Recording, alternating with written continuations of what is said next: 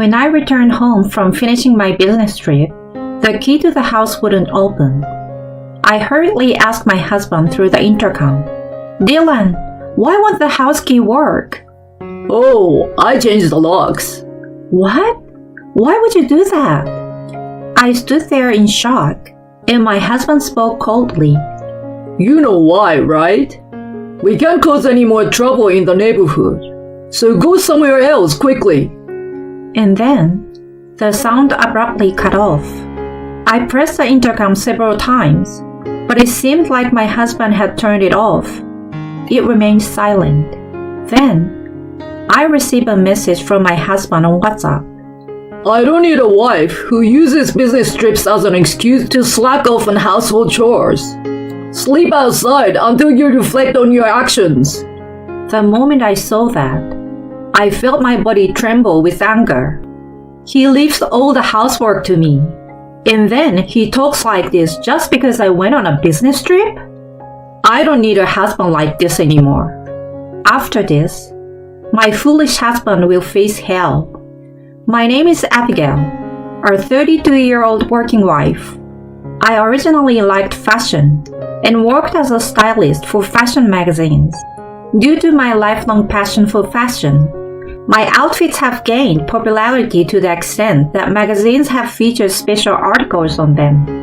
My social media followers include tens and thousands of fans, including popular models, who specifically request to wear only the outfits coordinated by me, saying, "I only want to wear what Abigail has coordinated." My job was fulfilling and enjoyable. As I worked with dedication, I had unknowingly turned 30. My friends, concerned about me not having a boyfriend and being focused on work, decided to introduce me to someone. It was there I met Dylan, who would later become my husband. Dylan is a salaried employee at a major cosmetic company's sales department. I instantly liked him at first sight because of his charming smile. He too took an interest in my work, and as we went out to eat together, our relationship began. Amidst our busy work schedules, we managed to fit in dates, and after a year and a half of dating, Dylan said this to me, "Abigail, will you marry me?" "Huh? Really? I'm so happy!" To be honest, I thought the proposal was a bit farther down the road, so I was surprised but delighted. "But Dylan, I love my job. I want to continue working even after we are married." Dylan then smiled and replied, "Of course. You shine when you work hard. Please stay that way even after we get married." "Thank you, Dylan." And so, I accepted his proposal, becoming his fiancé. Afterward, we arranged a meeting between both families, and there were no significant issues, so we had our wedding. We rented an apartment at the midpoint between our workplaces and started living together.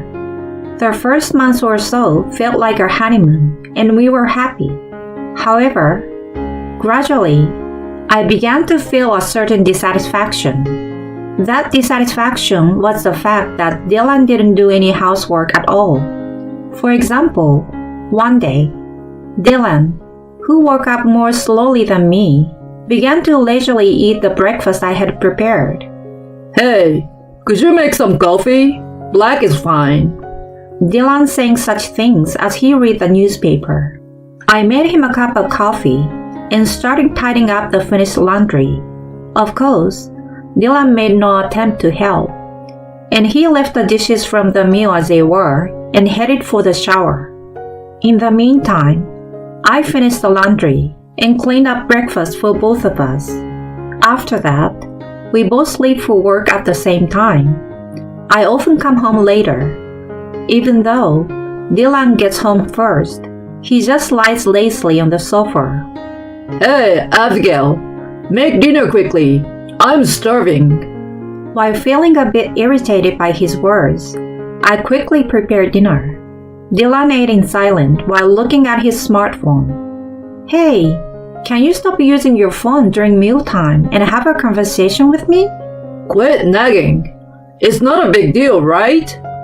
Even when I bring it up, he doesn't stop using his smartphone while eating. After finishing the meal, he goes to take a bath without clearing the dishes. He watches TV and drinks beer while I'm doing the cleanup and the bathroom cleaning. Then, while I'm still not done with all the household chores, he heads to the bedroom by himself. This kind of life continued for several months, and I was accumulating stress. At first, I thought, I'm a wife, so I should do things properly, and I tried my best. But my patience had reached its limit with Dylan, who wouldn't do household chores no matter how many times I asked.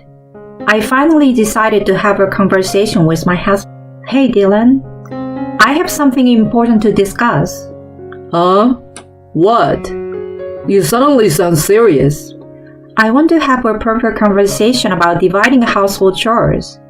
Right now, I'm doing everything right. Can't you help out a bit? Dylan then responded with a surprised expression. Huh? Dividing household chores? Are you telling me to do housework? Yeah, wouldn't it be nice if you could help a bit? What are you talking about?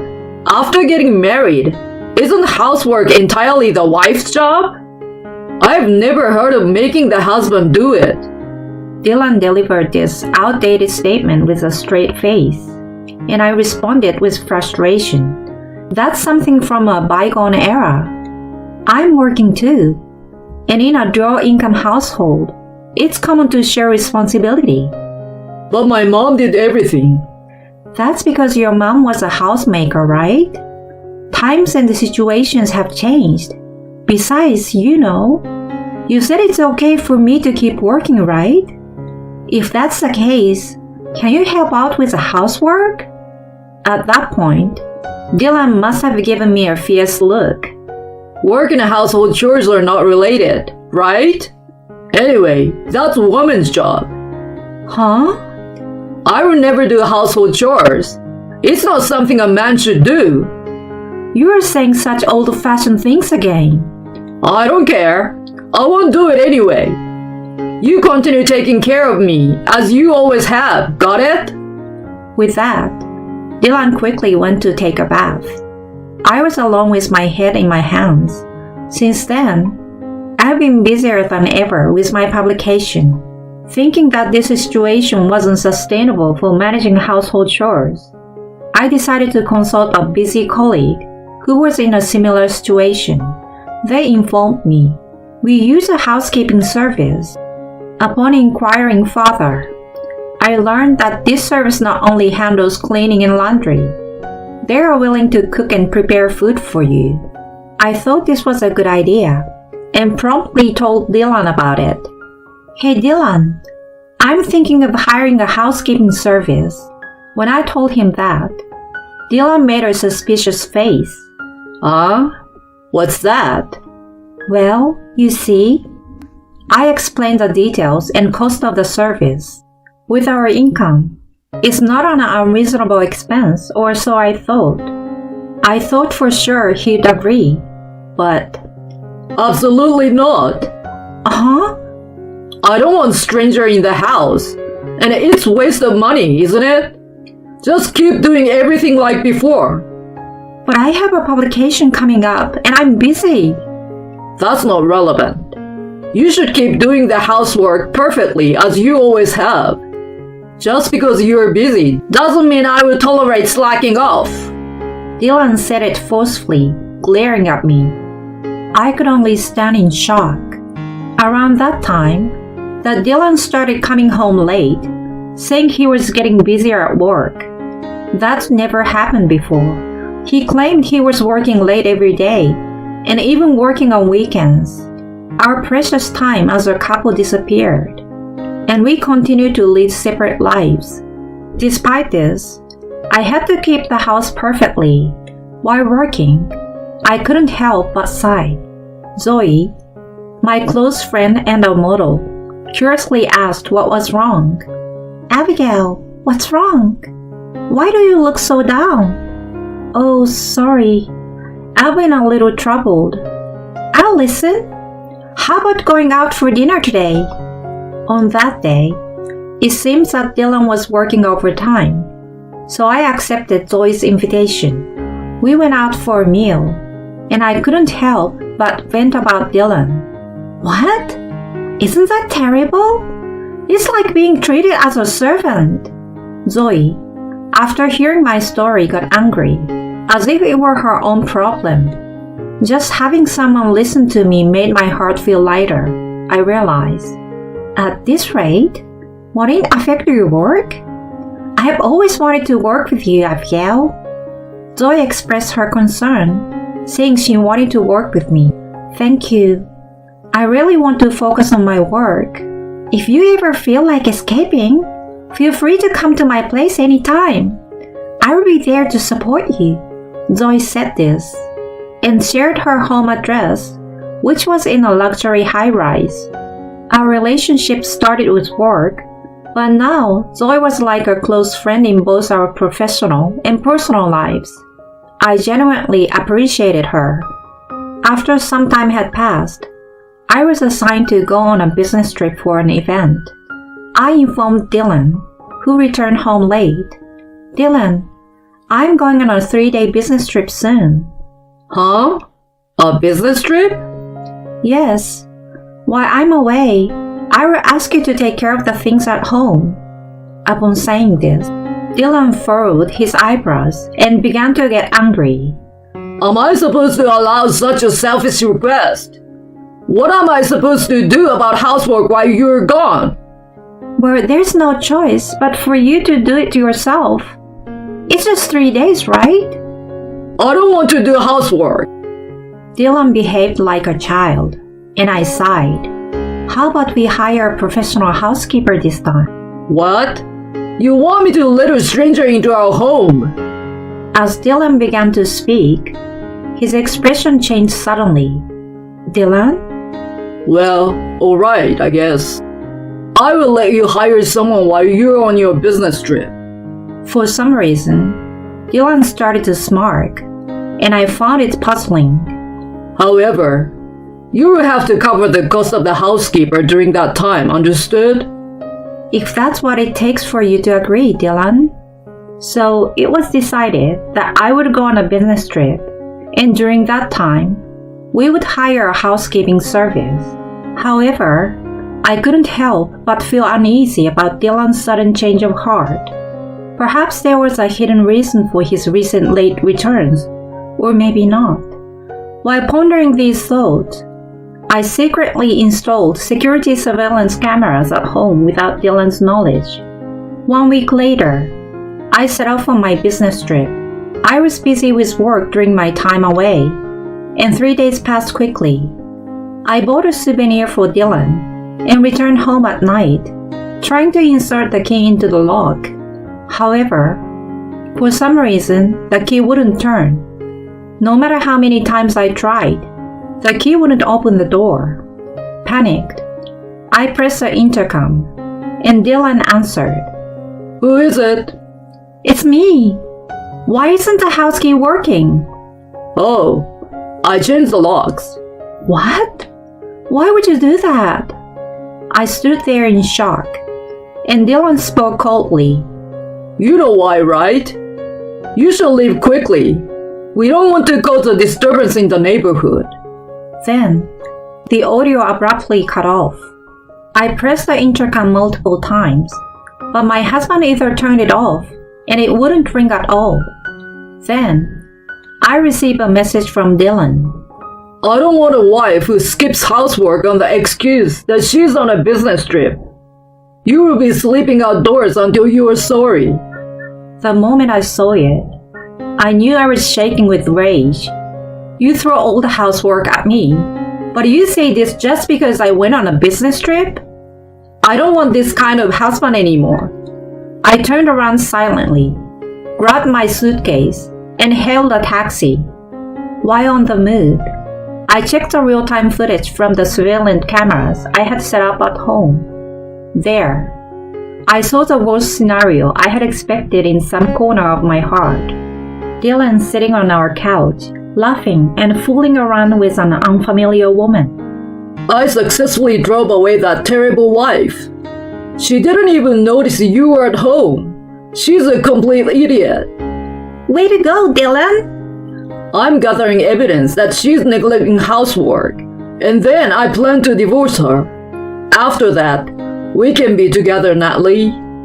Dylan, I'm so happy! I'll be a good wife! Watching this, I felt more disgust than shocked. These two were openly engaging in inappropriate activities in our home. I made sure to record it. After some consideration about where to go, I contacted Zoe. She invited me to her home, and I explained the whole situation to her. Zoe smiled slightly and said this. Your husband was a sales department manager at Sleek Cosmetics, right? Yes, he was. But at that moment, Zoe started making a phone call. A few minutes later, an elegantly dressed older lady appeared at Zoe's house. This is my mom. Well, Mom? Afterward, Zoe shared something shocking with me. The next day, I returned home. This time, Dylan let me into the house without any resistance. What's gotten into you? Have you finally come to your senses? I responded firmly to Dylan's remark. You should be the one reflecting. Huh? I caught Dylan off guard and presented him with a signed divorce agreement. I can't go on with you anymore. Please, let's get a divorce. Upon hearing this, Dylan let out a snort. Did you think I'd back down just because you handed me your divorce agreement? Oh well, I will get a divorce. With a smirk, he signed it and handed it back to me. Well then, please come in. I called out to the door, and Zoe and her mother arrived together. Huh? Wait a minute. Zoe, the model? Why are you here? Wait, the president? Dylan's face turned pale. Yes, Zoe's mother was the president of the cosmetics company Dylan worked for. Zoe called her in, and the president was kind enough to listen to me. And after seeing the evidence of my husband's infidelity that I presented, she said, "Leave it to me." Hello, Dylan. I'm well aware of your situation. As the president stated this calmly, my husband began to sweat profusely. Yes, but why are you here? I heard that my daughter's best friend is going through a tough time. Zoe and you are related? This fact wasn't publicly known, and I also learned of it for the first time yesterday. Dylan shrank in front of the president. By the way, Dylan, I received a report from someone in the sales department. Oh, it seems you have an unusual relationship with Natalie, who works in the same sales department. There have been days when you both go out together for work and don't return? The president questioned Dylan in a matter-of-fact tone. Dylan began to explain himself nervously. I swear, it's baseless. There's no relationship between her and me. Besides, I have a wife. Is Natalie this person? I played the video of the two engaging in questionable activities that I had recorded. The unbearable sounds echoed through the room. What? Why do you have this? Stop it! Stop it! Dylan made a fierce attempt to snatch my phone from me. Zoe swiftly delivered a sharp chop to his arm. Ah, it hurts! You know, I've done martial arts too, despite my appearance. I'll be your opponent. As Dylan tearfully looked up at Zoe, who was smirking, the president interjected. Regardless, there is evidence of your stay at the lodging in the GPS history of the company car. Well, both you and Natalie will face some consequences, I suppose. What? That's a problem. Utah is a nice place for your relocation, isn't it? Show your skills in the rural area. That's... Seeing that the president's stance remained firm, Dylan turned to me desperately. Abigail, please forgive me. I will be a better husband from now on. Please put in a good word with the president. What will happen to me if I get transferred? I pushed Dylan away with all my strength and yelled, "You're so noisy! You haven't done anything for me at all! Get ready to pay alimony, you scumbag!" Leaving Dylan covered in tears and snot behind, we walked away from the scene. Later, my divorce from Dylan was finalized.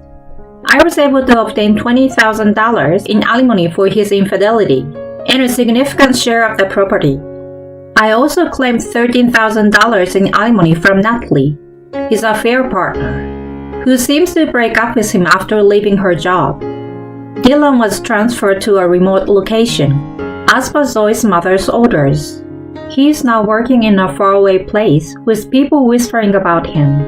He probably won't be able to return to his previous elite career path. On the other hand, I have returned to the single life, and I'm living comfortably. My book has been successfully published, and it's selling well. Zoe and I maintain a close relationship both in work and private life.